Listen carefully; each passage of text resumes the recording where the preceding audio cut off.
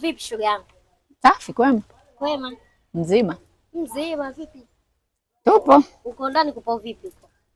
Ndani kama ndo unavyoniona nilivyojea hapa nje ndo ndani kuko hivyo hivyo. Na mgeni wangu si unaona naye hapa? Shoga yangu leo hapa hamna nafasi. Hii tabia tuliojiwekea hii kwamba wako waingie ndani, wakwangu waingie ndani. Leo unaongea kama mzazi. Leo nafasi hiyo hakuna. Usiano wenu huko? Na sio hapa katika hii nyumba yangu nimegaili. Mbona sijaelewa hapo? Utanielewa nikiwa kama mzazi. Basi sawa kama umeamua hivyo. Subiri mimi nikachukua vitu vyangu vinavyonihusu. Niondoke naye na kujua mimi. Bosi utaki? Sawa.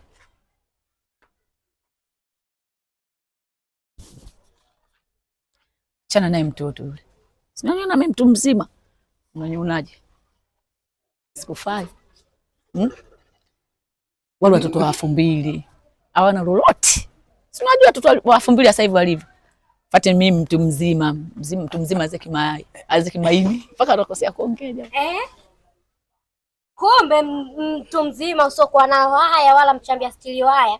Kuniambia mimi hapa leo kambi hamna, kumbe una jambo lako Sikiza nikwambie mtoto. Chagua haya mawili. Sijui unanielewa ninavyoongea? Moja, mwende mkatafute gesti.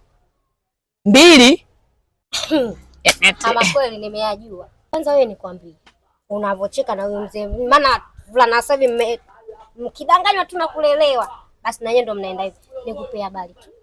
Umenusulika na mengi, umenusulika kufa.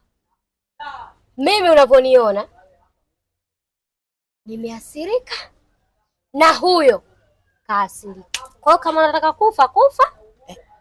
Unasema kweli?